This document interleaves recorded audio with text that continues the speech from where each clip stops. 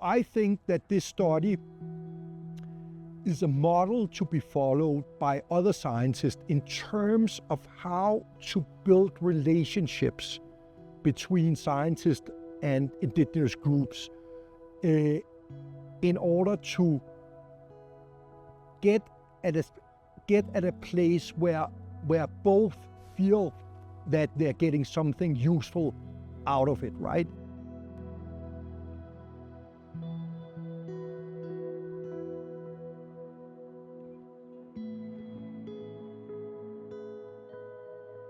This whole experience has been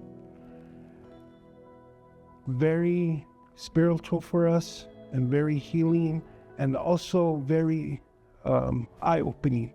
Were you to ask archaeologists up until today whether the people of the Rio Grande were direct descendants of Chaco Canyon, there would be some yes and some no. This definitively shows that that relationship is there. From a scientific point of view, this project is giving us deep insight into long-term continuity of Native American, Indigenous American populations. It's giving us insight into what's happening in the American Southwest 1,000 years ago. More importantly, in kind of a larger sense, it's giving us a way of kind of helping the relationship between Native American communities and the scholarly scientific community. I actually always believed that DNA could help indigenous communities in their claims for their sovereignty, for their autonomy, for their rights. And this was always an abstract idea. There was no actual real examples of this being used as a tool by those communities. And I think these intersections are so important of their interests and our interests as researchers.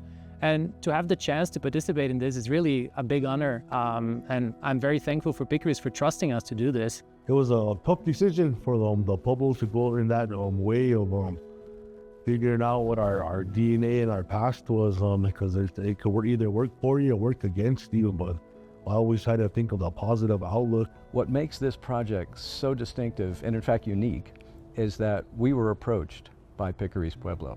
This was their initiative. They knew about the power of ancient DNA, and they wanted to put that power to work for them. They, of course, have traditional knowledge that ties them to Chaco Canyon, but they weren't necessarily being heard.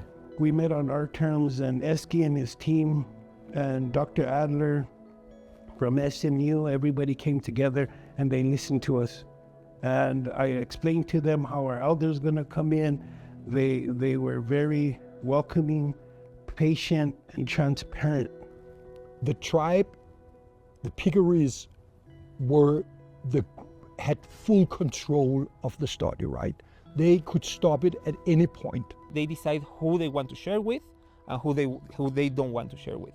So in order to accommodate this part of the deal, we put the reference data in a public repository, yes, but that public repository, the way to access the data is by telling the Picuris tribe what you want to do with the data.